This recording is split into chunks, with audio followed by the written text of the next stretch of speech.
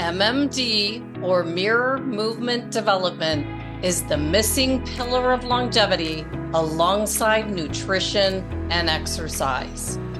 Today's episode number 284, we'll be speaking with Jim Houliston, a Philadelphia-based dual dominant artist, athlete, educator, and author of the world's first biscriptal book, Big 3 MMD, History's Ambidextrous and the Benefits of Mirror Movement Development. Welcome back to the Neuroscience Meets Social and Emotional Learning podcast, where we cover the science-based evidence behind social and emotional learning for schools and emotional intelligence training in the workplace with tools, ideas, and strategies we can all use for immediate results. I'm Andrea Samadi, an author and an educator with a passion for learning, specifically on the topics of health, well-being, and productivity. When our guest today, Jim Houliston, first reached out to me, he let me know about the neurological, longevity, body realignment, spatial awareness, balance, and peak performance benefits that come from practicing mirror movement development, or MMD. And I stopped and wondered, what is MMD? And I was intrigued to learn more. I don't know anything about this topic, but after years of working out, mostly hiking and trail running, I've got certain aches and pains that never go away. I also want to keep the high level of balance that I have now for the next 20 years so I can keep doing the activities that I love as I'm getting older. So I wonder, how does what Jim has discovered improve body realignment, spatial awareness, balance, and peak performance? How could I implement this idea? How soon would I notice a benefit? And how exactly did he discover this idea? Let's meet Jim Houliston and learn about MMD and how this idea that he's discovered could possibly take our productivity to new heights. Welcome, Jim. I want to thank you so much for coming on the podcast today. And this is a first for me because I know absolutely nothing about what you're going to share with us today. So I hope that as we go through the questions, you can help me tie in what we're working on right now, going back to the basics or the foundational skills to accelerate our results with what you're talking about. Does that sound good? Sounds great. And you'd be surprised, Andrea, because most people do know something about MMD completely unknowingly. Like, you're a big hiker, hiking's MMD. And I'll get into how that is and why that is and how to best perform MMD while engaging in it. Interesting. Okay, so I'm just going to get right into it. For our listeners Boom. right now, many people like me could be hearing about MMD, or mirror movement development, for the first time. So what is it?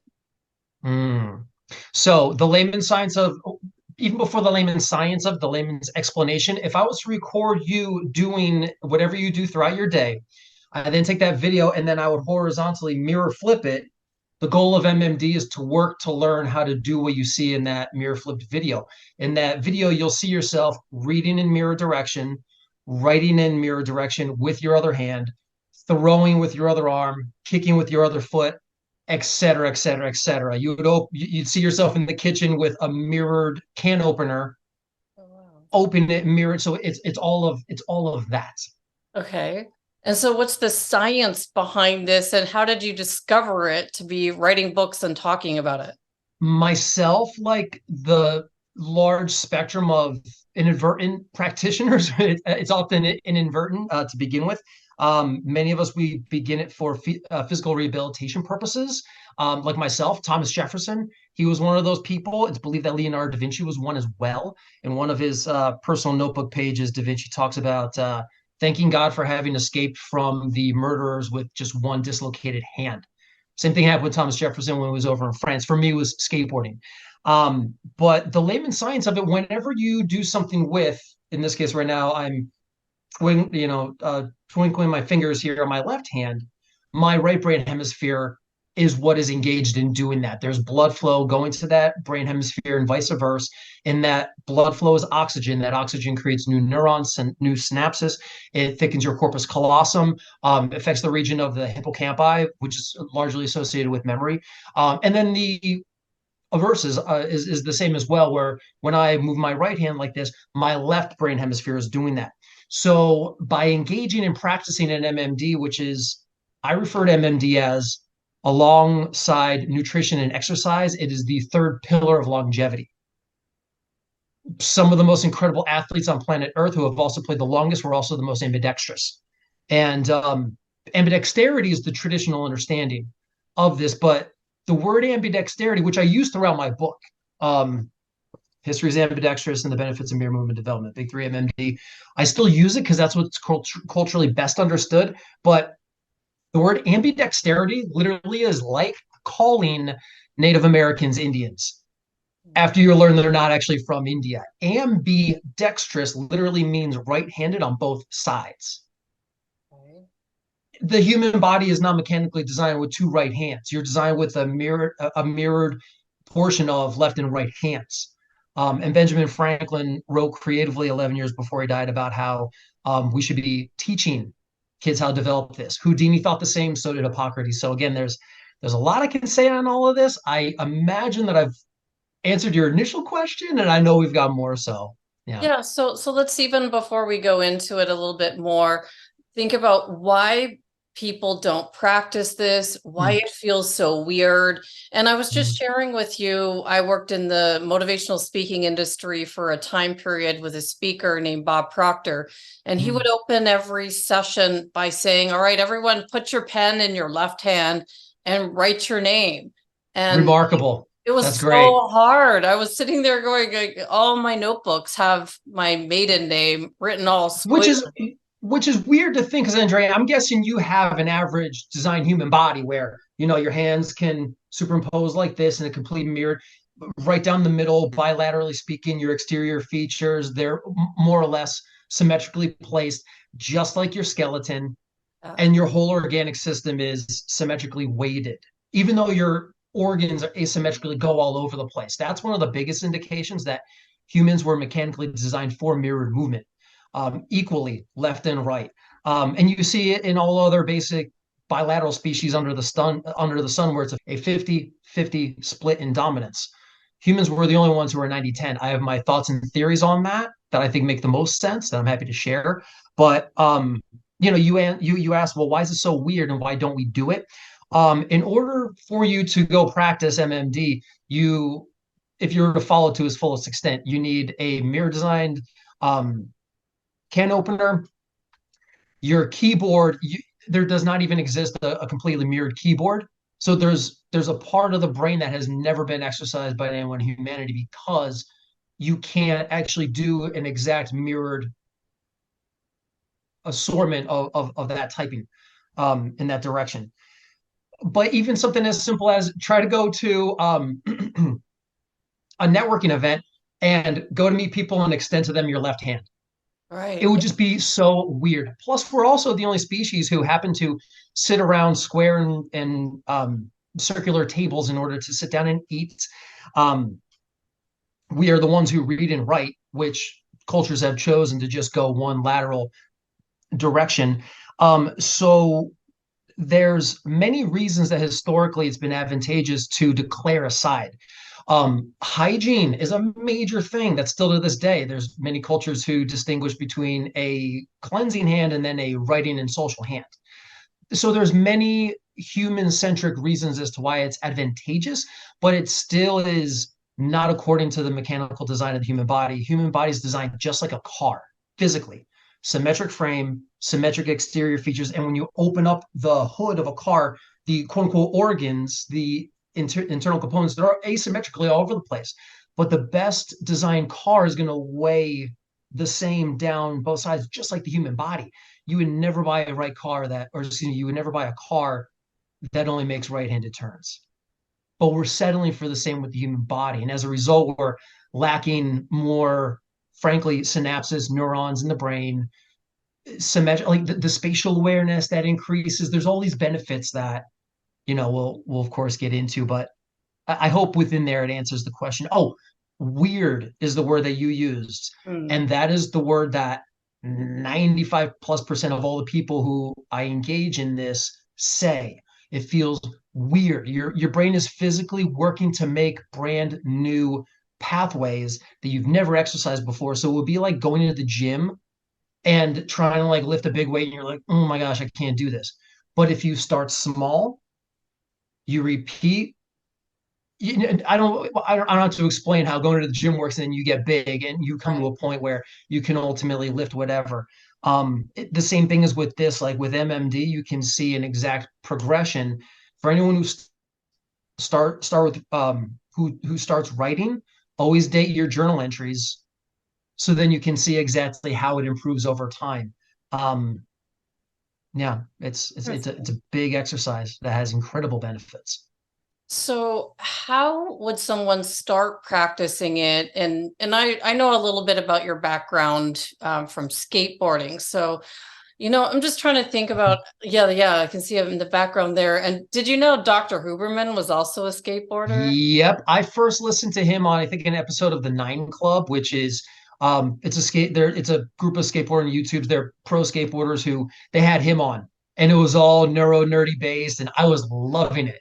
But he Yeah. was talking about how he would like skate at Embarcadero with Mike Carroll, and you reminded me that he was taking another wing with Frank Hawk, Tony Hawk's dad. Oh, So yeah. yeah, I've been skateboarding for nearly 30 years. That's so cool. He's so much more interesting when he's talking about his skateboarding stuff because All of us skaters are, at least for us who have been skating for so long. Yeah, yeah. I think he's only maybe a couple of years older than me, but yeah, it's funny.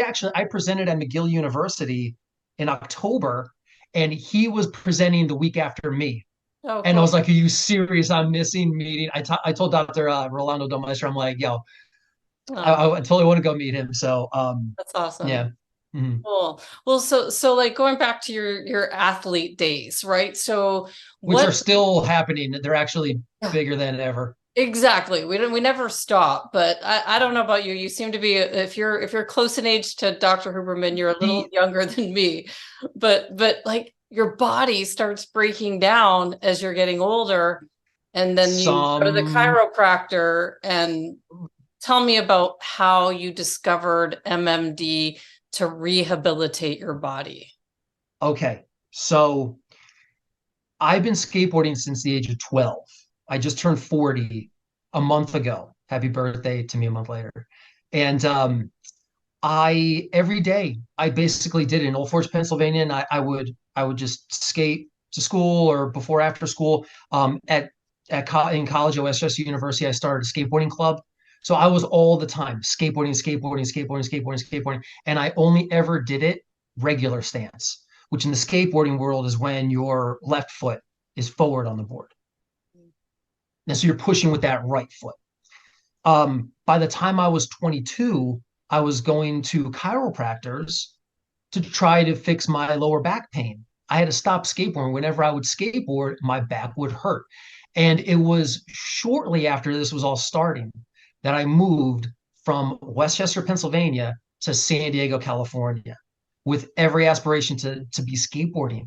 And I physically couldn't do it and it drove me insane to be in Southern California finally, not be able to actually skate. So within a year and a half of that depressing as hell episode, as you can imagine, I grabbed my roommate's skateboard. And we had a parking lot across the street. And so I just thought, let me go try a skateboarding switch because it was the only thing I didn't try. I went to the parking lot. I put my right foot on the board this time and started pushing with my left foot. And I felt like I couldn't do it. It was just so Weird. impossibly hard. Yeah. But I found it didn't hurt my body. So I went back the next day, then the next day, then the next day. 4 years of addicted, exclusively switch stance skateboarding, my body felt realigned. It was Wow. feeling great. I was doing tricks and all this. And then I thought, let me try skating regular again just to see how I can do it. And I was so nervous because I don't want to mess my body up. This was in North Park in San Diego on 30th Street. And I was in a parking lot. And so I tried to skate regular stance and I found I was immediately able to do new tricks. that I can never do before Interesting. after a dormant 4 years of not practicing it. And I later learned that that's something called manual transfer learning, where your dominant side actually gains proficiency when you focus exclusively on your last dominant side. And in that moment, I thought, what? I thought this is incredible. What would happen if I started doing everything else switch, AKA mirrored? So that night I went home and the light switch was with my left hand. And it just started like that. And then it was like, okay, I'm going to try eating with the fork in my right hand. And just little bit by little bit. I mean, there's thousands of things that you do every day that are sided. So you have an endless opportunity to practice MMD. And it's cool because you don't have to like go to a gym. You don't, you can practice it by yourself in and develop major proficiency with it, which my YouTube channel, I have videos showing like handrail walking, which I didn't even start doing until I was 35. And no one taught it to me. I didn't even really see anybody doing it. I've seen Ido Portal. He trains his students in rail walking. Um, Although I've never seen him like walk down 36 stair handrails and stuff like that. There's so much that you can do. Once your body feels great and realigned, it's like, and being 40, I know there's so many people who want to feel this way. And Right. some people will tell me, well, Jim, this sounds like a hard sale because you're telling me the average adult who wants to gain like real proficiency in this, it's going to take them 10 years of practice before they do it. Look, I didn't design the human body, but it's just, it works that way as an average adult. But if you're a little kid, you can learn it so much quicker. But yeah, I mean, you're dealing with the brain. The brain is an insane organ, 3 pounds in weight, 1.5% of the human body's mass, but burns 20% of all the body's energy. The thing has to rest. So when you say it felt weird, that's that 3 pound organ going like, yo, this is an insane workout right now. We need to take a break. I was thinking about it like when you break your arm and you're in a cast, you've got to do everything with the other hand. You're forced to. So Mm-hmm. it's a little bit different, you know, like right now, was that your left hand that you drank your water with? Oh, yeah. Like, Mm-hmm. because I would naturally want to go pick up my water always with my right. This is a left-handed keyboard, quote unquote. Even though it's far from what I actually want, it's the best that we've got. But yeah, I mean, my mouse is on my left side, which I work part-time at the Benjamin Franklin Museum here in Philadelphia. I have 5 close coworkers, 4 of which are all lefties. And they get pissed when they come up to the computer and I put the mouse on the left side. So I kind of get how we can do this now. It's just, figuring out how to use different muscles, body parts, Mhm. um, and just start practicing. And you're saying when you do this, it strengthens the corpus callosum of the brain. Like what's Yes. happening? So the corpus callosum, it's the communication bridge between the two hemispheres. And because you're doing so much more contralateral activity with practicing MMD, you're getting more symmetric blood flow to both brain hemispheres. So it's thickening that communication bridge between them both. Something that I understand has been understood by brain specialists for centuries is that people who have worked to learn and practice ambidexterity, their memory is better because I understand that there's an understanding in neuroscience that says memories are encoded in one hemisphere but decoded in another. And so, if your bilateral sides are more engaged equally, they can more quickly communicate to one another. Is the science that I understand, and that's why I wrote about it in the book. And I've listed various resources throughout the book and a lot of stuff. Um, but there's so much more that can be studied on all of this. A traditional science book that's going to be having so many people at so many universities, all kind of in the same boat, studying the same thing. You're going to get a lot of, you know, sometimes more of an immediate, compelling edition of a book. But I just know it'd be criminal for this story to not be shared. I know there's enough people who are like, I want to feel good enough to do that kind of stuff. Sign me up, whatever that is. Now, who did you notice? Like what famous people along the way did you notice found the benefits of this? Because you list them. Leonardo da Vinci appears to be the most, and there's a lot more that can be understood on why. I'm reading right now through Walter Isaacson's biography of Da Vinci and learning quite a few new things that I've not known that aren't written in my book. Particularly that Da Vinci himself was inspired by a couple of polymaths, Verrocchio being one of them. So he was a big influence by him. Raphael, Michelangelo, they are considered ambidextrous. It's understood that Michelangelo painted the Sistine Chapel dual dominantly, so using both hands, which I mean, it's such a massive piece. You kind of have to. Um, and even Dante 200 years earlier. So there seemed to have been something in the Italian Renaissance era that was happening because the earliest example of dual dominant handwriting that we have from Da Vinci was his Tuscan landscape drawing from 21 years old. But something that Walter Isaacson talks about is there was some contemporary of Da Vinci who wrote a book about handwriting, and he talked about the concept of mirror writing for people who are dominant lefty. So there was something of Italian Renaissance that was influencing that. But Benjamin Franklin's example, he's my favorite because I'm a tour guide in Philadelphia as well. I've been in Philly for almost 2 years, and I'm already, frankly, to my own horn, but an expert level tour guide of everything related to Philadelphia now, including a Benjamin Franklin expert because I researched him so heavily for this book. And he was a mirror reader for 30 years. And then 11 years before he died, he wrote an essay called A Petition of the Left Hand that he addressed to educators. The same year that the school he started 30 years earlier became recognized as the first university in America, the University of Pennsylvania. And he tells educators in a very creative fashion how both hands are designed for equal use and we should be teaching kids how to develop them as such. And that actually went on to influence Thomas Jefferson to practice ambidexterity for 40 years, the rest of his life, after having had that accident. He had an accident in France where he jumped over a fence trying to impress a chick he was really into named Maria Causeway, and he broke his right hand.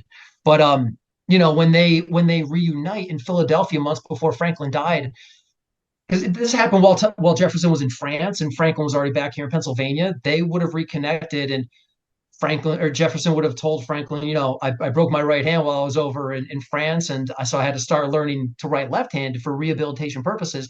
And Franklin would have told him, dude, no way, you got to keep practicing that. I wrote an essay about this 11 years ago. Because the National Park Service website talks about Jefferson, our third U.S. president, practicing this for 40 years. So, yeah, as a big history buff too, I love it as well. But Benjamin Franklin, he did so much.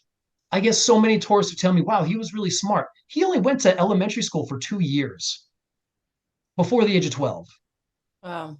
There's so much I can say on him, but his brain was abnormally symmetric because he would read at work in mirror direction as a colonial printing composer because all those individual all those individual ink metal letters, they're all mirror cast. So he's reading in mirror direction from the age of 12 to 42. And then after work, he's going home at night and he's reading books in the traditional direction. So during the day, his eyes are going from right to left. And then at night, going the other way. And I do mention Dr. Andrew Uberman within Big 3 MMD, I think at this portion, because he talks about how the eyeballs are the only exterior part of the brain, that they're not connected to the brain, but they're actually part of the brain. Like they actually are brain that's on the outside of your face. As you're talking, I'm thinking back to this friend of mine. He was a presidential historian. His name was Doug Weed, and he's been gone a couple of years now, but he would talk about the U.S. presidents like no one else.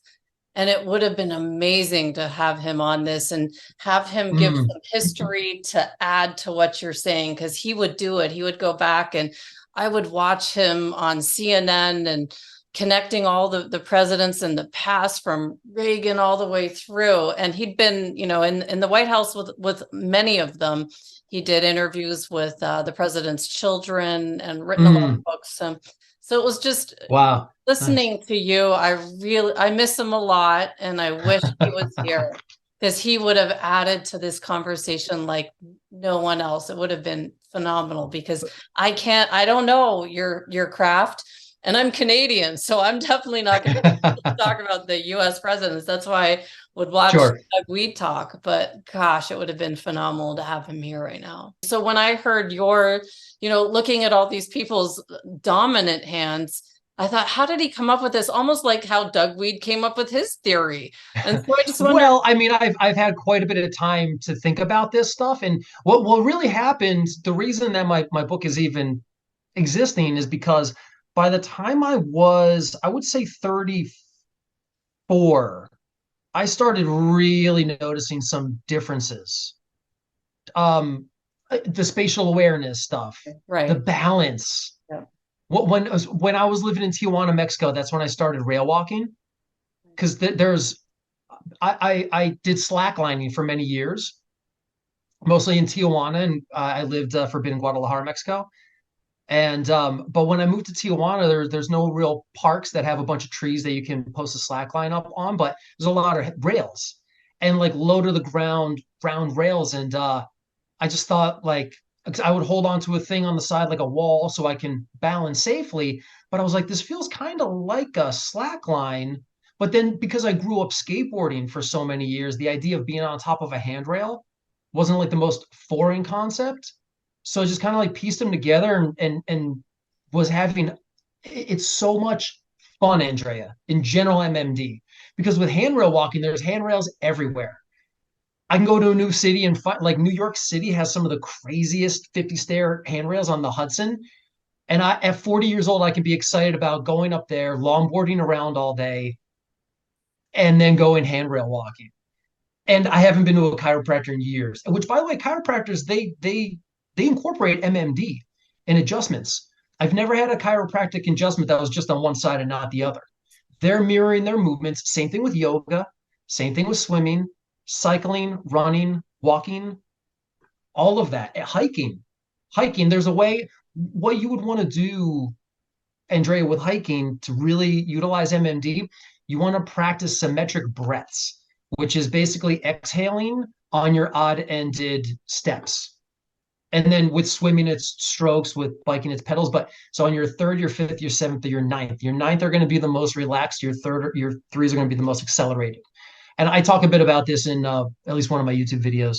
When you do this, and then even incorporating reversal walking, and of course, you want to be safe with this, but it's kind of a cousin of MMD doing reversals, according to, again, my opinion. It's kind of like going reverse in a car. You can go reverse in a car, but you certainly can't perform to that level that's made to go going forward. Same thing with backwards walking, and same thing with the duration of it. But like for your anterior posterior posture, reverse walking is great. Same thing with front packing. If you've carried a backpack on your back for most of your life, put it on the front. Wow. Oh Game changing for your gosh. spine. That's I tell people in my meetup group here in Philly, MMD Philly, and they'll practice it when we go do hikes and walks. And various of them have come up to me and be like, "Yo, I definitely feel a great difference in my back." wow, because I have neck pain that I always have. And when I get to a certain part of the trail, I take it off, my backpack off, and just put it over one shoulder because it's like, no, I'm free. I never And thought. if you do that, go back and forth, but put it on the front. Yeah, I never thought about that ever. And you want to be mindful of your breaths when you're doing it. You want to make sure you're getting like good, regular, deep breaths because your back is going to be on your stomach. So of course, like not a crazy heavy pack. I think you would really want to do it with, but be Right. mindful of those breaths and just not on there the whole time because you have your organs and stuff there. But like in general, especially if you have a good soft backpack, money, you're gonna feel great. Interesting. Okay, so what criticism have you received about this? I'm curious about that always because when you put yourself out into Mhm. the world, not Yeah. everyone loves your ideas. So what No, happened? very true, very true, very true. You know what? And so listening to your podcast, I'm going to hypothesize it's a lot of folks who have their um, major degrees and are doctors and such. Um, One of my favorite Benjamin Franklin quotes that I was even thinking, am I going to say it on our podcast? But at this point, I got to say it. He says, an educated blockhead is a greater blockhead than an ignorant one. And Yeah. this idea that, because I've talked to people and talking about like the idea of Broca's area, and they're like, well, Broca's area is in the left hemisphere, therefore it doesn't be like, well, and I mentioned in my book this idea that I'm actually duplicating my quote unquote Broca's area. Because the idea is MMD, the body is made for mirrored movement. Reading and writing is a form of body movement. So it's made for that. And so if I'm physically able to do it with my left hand, my right brain hemisphere is doing it, and if my Broca's area is in the other one. And so there's a lot that comes up that's kind of like, even Broca's area, I know it's not an even 90-10 split with handedness. I think it's more like between 70 and 80 in the left hemisphere, give or take. But I understand that there's a lot of lefties who are kept out of scientific studies on handedness because their brains are quote unquote too different or the results become too weird.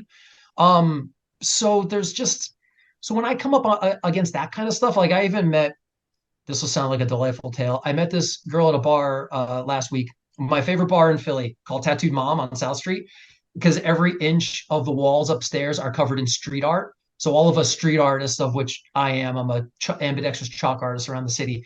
I'll go and I'll do art pieces up there and enjoy $6 beers. But there was a comedy show happening that night, and this girl comes out. We start chatting, and she's watching me do my art, and mentioning it being dual dominant and such. She mentions, "Oh, I study neuroscience." I'm like, cool, awesome. And so, so she's like, so what is this? I'm like, well, the layman science of MMD, when this hand does this, this brain hemisphere goes off, the opposite is reversed. And she told me not necessarily.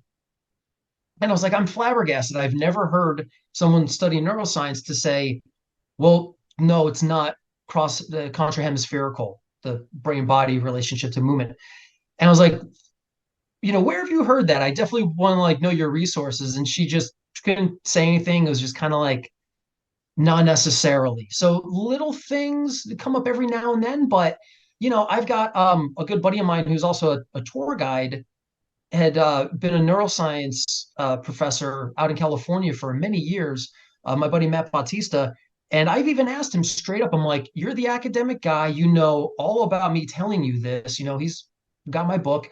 And I'm like, do you think this sounds crazy? He's like, nope, this makes perfect sense. Dr. Catherine Coe is an ambidextrous neurosurgeon and fine artist out of Manhattan. She swears by this. She believes that her practice of MMD over the last 30 years with writing in the traditional direction with her less dominant hand helped her become a fine artist after being a neurosurgeon. So there's just so many different examples that come up, but I will say, Andrea, it feels a bit deflating right now because I'm spending a lot of time emailing all the neuroscience kinesiology people at the universities here in Philadelphia, and I'm getting crickets as far as responses. So I'm just kind of like, you know what? Take a breather here, Jim, and take your time. This is a slow burn thing. This is very new to a lot of people, even though this isn't a new thing. Because What again, we're what talking about Da Vinci, we're talking about the ancient Greeks practiced it in the 12th century BC with Bostrophodon. Hippocrates told people that they should be practicing this. The ancient Scythians apparently had it legal that people were to practice this. So it's not a new thing. so I'm It's just curious. very new to a lot of people. I'm curious when you're emailing, what are your goals with this? What are your dreams? Where do you see this going? Great question. Great question. My initial emails to these folks, I try to be hey, I'm a local author. I wrote this book. It's on neuroscience and kinesiology. Here's a free download to the audiobook and the ebook. And I'm interested in teaching this, so I'm curious your thoughts as an educator. I'm going to be teaching a class this summer on all of this. So, ultimately to invite them in the future. But, whatever, at the very least, it's something new, but it feels deflating because this is something that I think is so profound. And all the people who practice it, who I mentioned in my book, they all say the same thing. It's the best choice we've ever made for our brains and for our bodies. Remarkable. Um, It's almost I like don't know. people have to discover it on their own. Like, when someone tells you to go do something, like if my day's really busy, I'm going to grab my water with my right hand because I got to grab something else with the left. And, Sure. so it's hard to do something unless you've broken your arm and you have to. And then you realize, oh, wow, look at the skills I learned. And then you pick up your book and you realize that this is actually a thing. Sure. And up until this point, yeah, most people only got into it because of that, at least from the stories of people I know contemporarily speaking. Diego Irigoyen is a great example of a guy who was inspired by a practitioner of this, Michael J. Lavery, the author of Whole Brain Power. And Diego since wrote a book called Creative Brain Training because he got into this because he saw the results of Michael Lavery and he was really impressed. He's like, let me give this a try. And he actually devoted a lot of initial time to it to a point where he found himself being able to pay better attention in class. He said he went from like a C student to an A student. Um, and he just swore by to the point where um, I think University of California, San Bernardino permitted him to teach a class on all of this for I think a year, called Whole Brain Power. But he introduced his students to mirror writing and all this. And I have an interview with him on my YouTube channel, and he says that for students who practice this, they're going to become better students. They're going to become better people in general, as salacious as that might sound. But literally, if you are experiencing the growth of new neurons and synapses in your brain, your hemispheres are better communicating with one another, your body's more aligned, you're paying more attention to your surroundings and growing that spatial awareness and all these different things. It's like, why there's people listening to this who eat healthy, work out, not because they necessarily love it, but because they know their body feels incredible when they make that consistent lifestyle choice. MMD is the same exact thing. Well, that is so cool. And I just want to thank you so much for sharing your book with me, opening my eyes. When I first came across your email, what it was that caught my attention was that you've discovered a way to improve body realignment. And, as we're all getting up there in age, we're thinking, well, how do we fix that other than going to the chiropractor? Spatial awareness, balance, and peak performance. So to kind of bring this to a close, you've summed it up really nicely. How could the average person take your book, go to your website, and read your book and apply this in a way that it will improve those areas? Well, for one thing, you'll pick up my book, and again, it's the world's first, I'll say, modern biscriptal book, because the ancient Greeks with Bostraphodon, they would have written something similar to this. But you can physically practice mirror reading and get into it little bit by little bit. One thing that you'll notice when you make a consistent habit of mirror reading, when you go back to reading in the traditional direction, you're going to be way faster at it, which is really cool to experience.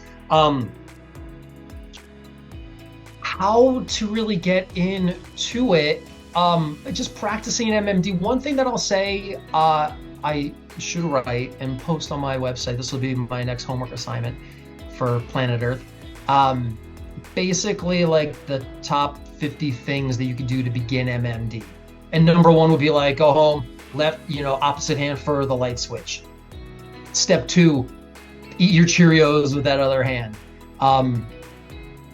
Step 3, doorknobs, or doorknobs first and then, fork. And so, but little bit by little bit, maybe, step 10 is going to be like chopsticks or, whatever. There's a world of things that you can do, even like counting money.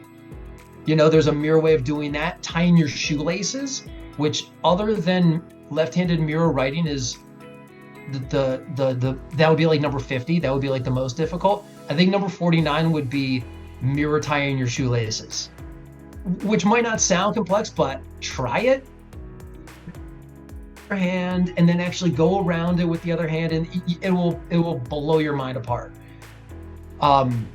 Just because of what you need to learn in order to accomplish it, and that learning in that activity is your spatial awareness growing. So your final thoughts on this for people to go to your website, ambilife.org, get your book, try the ways that you say that we can experience ambidextrous. Mhm. How do I say it? Well, I would say dual dominance, I knew but I again, said it I mean, wrong. I'll say ambidextrous. Yeah, ambidexterity. I knew Yeah, you told me it wasn't the right-handed right on both way. sides. I'm like closing Yeah, out with the wrong way. sure, sure, sure. So, And I'll tell if you are a professor, educator, and you're interested in actually seeing something like this demonstrated or taught at your school, please hit me up. That's my major thing. There's a lot of things that I want to do in order to see that this is taught everywhere. Um, yeah, but just go to ambilife.org and connect with me. well, hats off to you for putting yourself out there with this. Another way to help everybody improve their productivity, resiliency, longevity, and results. Thanks so much for coming on the podcast. My pleasure, Andrea. Thanks for having me. Thank you.